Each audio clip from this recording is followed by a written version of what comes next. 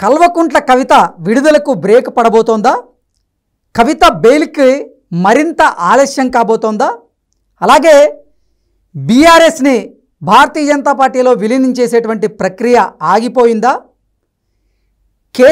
కేటీఆర్ చేస్తున్నటువంటి ప్రయత్నాలు బెడిసి కొడుతున్నాయా అంటే అవుననే సమాధానం ఇస్తున్నారు కొంతమంది రాజకీయ విశ్లేషకులు. ఈ నేపథ్యంలోనే ఈ అంశంలో ఏం జరగబోతోంది, ఏం జరుగుతుంది అనేది మనం ఎనాలిసిస్ చేసుకునేటువంటి ప్రయత్నం చేద్దాం. ప్రస్తుతం మనతో పాటు ఉన్నారు ప్రముఖ రాజకీయ విశ్లేషకులు కేవీవి ప్రసాద్ గారు. సార్తో మాట్లాడదాం. సార్ నమస్తే. సార్ నమస్తే అండి. సార్, కల్వకుంట్ల కవిత విడుదలకు బ్రేక్ పడబోతుందని, ఆవిడ బెయిల్కి మరింత ఆలస్యం అయ్యేటువంటి అవకాశం ఉందని, కేసీఆర్ చేస్తున్నటువంటి ప్రయత్నాలు బెడిసి కొడుతున్నాయని, ఇప్పట్లో భారతీయ జనతా పార్టీలో బీఆర్ఎస్ని విలీనం చేసేటువంటి ప్రక్రియ కూడా జరగదు, ఆగిపోయింది అనేటువంటి వార్తలు సోషల్ మీడియా వేదికగా చక్కర్లు కొడుతూ ఉన్నాయి. ఏంటి సార్ అసలు ఏం జరుగుతుంది బీఆర్ఎస్లో? ఇప్పుడు ఒకటండి, ఏదైనా కూడా ఇప్పుడు కేసీఆర్ గారి యొక్క అజెండా ఏంటి? ఏదో ఆంధ్ర వాళ్ళు దోచేస్తున్నారు, ఆంధ్ర వాళ్ళదే పెత్తనం చెలరేగుతుంది ఇక్కడ. సో మనకి ఇక్కడ నీళ్లు నియమాలు అన్నీ కూడా మన ప్రాంతానికి కావాలంటే సో మన పార్టీ అధికారంలోకి రావాలని చెప్పి టీఆర్ఎస్ అధికారంలోకి వచ్చింది. అధికారంలోకి వచ్చిన తర్వాత ఈ కుటుంబం చేసిన పని ఏంటండి? ఇప్పుడు కేటీఆర్ తీసుకుంటే కేటీఆర్ ఎక్కడో అమెరికాలో ఏదో ఒక సర్వీస్ అపార్ట్మెంట్స్ నడుపుకుంటూ జీవనం గడిపేవారు. అలాగే ఈవిని తీసుకుంటే ఒక 2 బ్రాంచ్లు పెట్టుకుని ఏదో ఒక ఏమంటారు దీన్ని, సెలూనా, బ్యూటీ పార్లర్ అది వీళ్ళ కుటుంబ నేపథ్యం. సో కేటీఆర్ తెలుసు కదా, కేటీఆర్ అన్న హరీష్ అన్న అంత మనకు తెలిసిన నేపథ్యం. అటువంటిది ఈ యొక్క ప్రాంతీయవాదాన్ని అడ్డం పెట్టి అంతకుముందు చేసిన నాయకుల యొక్క వాళ్ళందరికీ కూడా వాళ్ళ మీద బురద జల్లి వాళ్ళందరూ ఈ అన్యాయం చేశారు, ఆ అన్యాయం చేశారు, మేమే నిజమైన వారసులం కాబట్టి మీకోసం నిజంగా కష్టపడుతున్నాం అని చెప్పి అధికారంలోకి వచ్చిన తర్వాత సో కుటుంబం ఏ విధంగా దోచుకున్నారు రాష్ట్రాన్ని, ఏ విధంగా వేల ఎకరాలు, ఏ విధంగా వేల కోట్లు లక్షల కోట్లు సంపాదించారు మనం చూసాం.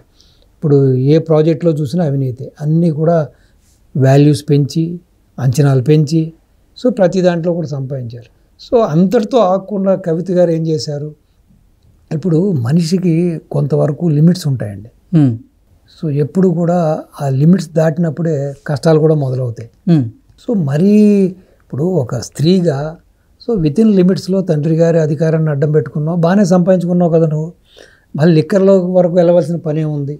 సో లిక్కర్కి వెళ్ళడం, సో ఆ లిక్కర్లో లాబింగ్ చేయడం, దాంట్లో ఏవో ముడుపులు తీసుకోవడం, దాంట్లో పెట్టుబడి పెట్టడం, అసలు దాంట్లో కింగ్ పిన్ అయింది ఇవి. సో అంటే ఈ రోజున ఏదో చెబుతారు కదా, అత్యాశ ఎంత చెడు చేసిందో అన్నది మనం చూసాం. సో ఇప్పుడు ఏదో జరిగిపోయింది వినాశకాల విపరీత బుద్ధి అంటారు, వినాశకాల విపరీత బుద్ధి అంటారు. సో అయిపోయింది. ఈ రోజున ఆవిడ ఆ యొక్క తిహార్ జైల్లో మగ్గిపోతుంది. సో అటువంటి ఒక అట్లీస్ట్ ఇటు తండ్రి కానీ ఇటు సోదరుడు కానీ భర్త కానీ ఎక్కడా కూడా ఆవిడ్ని ఎలా బయటికి తీసుకురావాలి, ఏ విధంగా తీసుకురావాలి, జరిగిన డ్యామేజ్ని ఏ విధంగా మనం ప్యాచప్ చేసుకోవాలి, సో మన ఇంటి ఆడబడుచు అక్కడ మగ్గిపోతుంది కదా అనే ఆలోచన లేకుండా ఇంకా కూడా చిల్లర రాజకీయాలు చేస్తా, నిన్న కాక మొన్న వచ్చిన కాంగ్రెస్ మీద ప్రతిరోజు కూడా రకరకాల ట్వీట్లు చేస్తా. ఆయన ఏదో అమెరికా వెళ్ళి అక్కడ ఏదో ఇన్వెస్ట్మెంట్ తీసుకొస్తే ఇవాళ కూడా చూసుంటారు, విజయవంతంగా ముగిసింది, దగ్గర 31,000 చిల్లర కోట్లు తెలంగాణకి పెట్టుబడులు వస్తున్నాయి అని చెప్పి వాళ్ళు చెబుతున్నారు. అవన్నీ బూటకమని. సో ఎంతసేపు మేమేదో గొప్ప చేసాము, మేమేదో చేసేసాము రాష్ట్రానికి, మా వల్లనే ఒరిగింది అని చెప్పి ఇప్పటికీ కూడా వీళ్ళు సొంత డబ్బా కొట్టుకుంటున్నారు.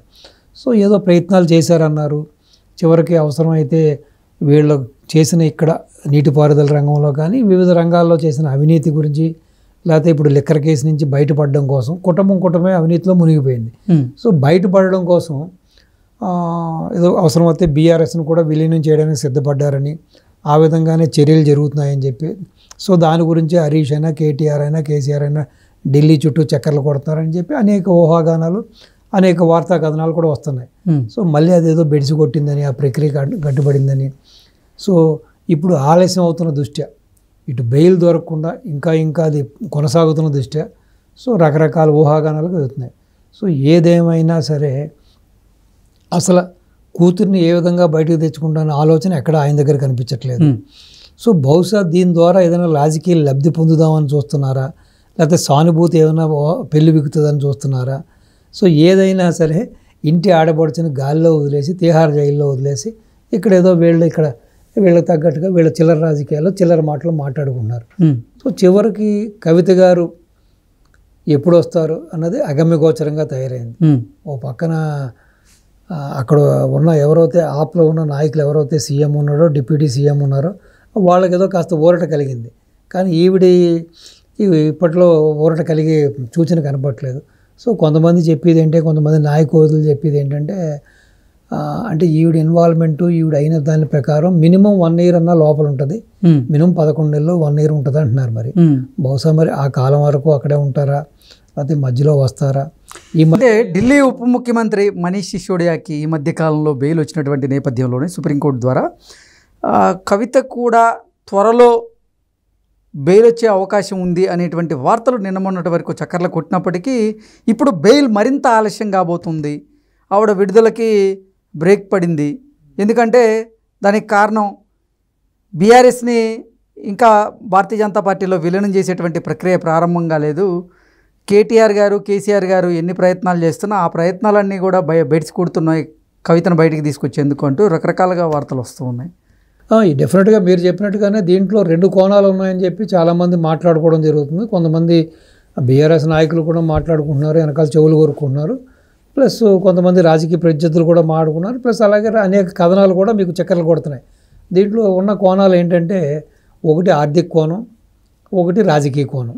మీరు చెప్పినట్టుగా కంప్లీట్గా సరెండర్ అయ్యి కేసీఆర్ ఫ్యామిలీ సరెండర్ అయ్యి ఇక మేము రాజకీయాల నుంచి తప్పుకుంటున్నాం, కంప్లీట్గా బీఆర్ఎస్ని బీజేపీకి విలీనం చేసేస్తున్నాం, మాది యాక్టివ్ పార్టిసిపేషన్ లేదు అని ఏదో ఎదురు చూస్తున్నట్టుగా కొంతమంది సెంటర్లో పెద్దలు కొన్ని ఆదేశాలు ఇచ్చినట్టుగాను, కొన్ని హుకుం జారీ చేసినట్టుగా కొన్ని కథనాలు.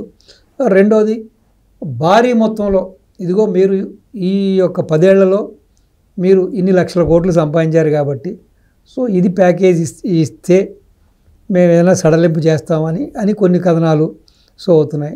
ఏదేమైనా ఏదో సామెత చెప్పినట్టుగా అందరూ బాగానే ఉన్నారు, చివరికి కవిత గారికే వచ్చింది. సో ఆవిడ అక్కడ జైల్లో మగ్గిపోతూ ఉంది. సో చివరికి ఇది ఈ ఆర్థిక ప్యాకేజీ వల్ల బయటకు వస్తుందా, లేకపోతే మీరు చెప్పినట్టుగా ఈ రాజకీయ కోణంలో కంప్లీట్గా వీళ్ళు బీజేపీకి సరెండర్ అయిపోయి కంప్లీట్గా పార్టీని విలీనం చేసేసి సో యాక్టివ్ పాలిటిక్స్ నుంచి తప్పుకుంటారా అన్నది ఇంకా కాలమే నిర్ణయించాలి, చూద్దాం. సో అట్లీస్ట్ దసరా కన్నా ఆవిడ బయటకు వస్తుందా, లేకపోతే దీపావళికి బయటకు వస్తుందా, లేదు సంక్రాంతి తర్వాతే వస్తుందా అన్నది మనం ఇంకా కాలమే నిర్ణయించాలి. We have to see, wait and see.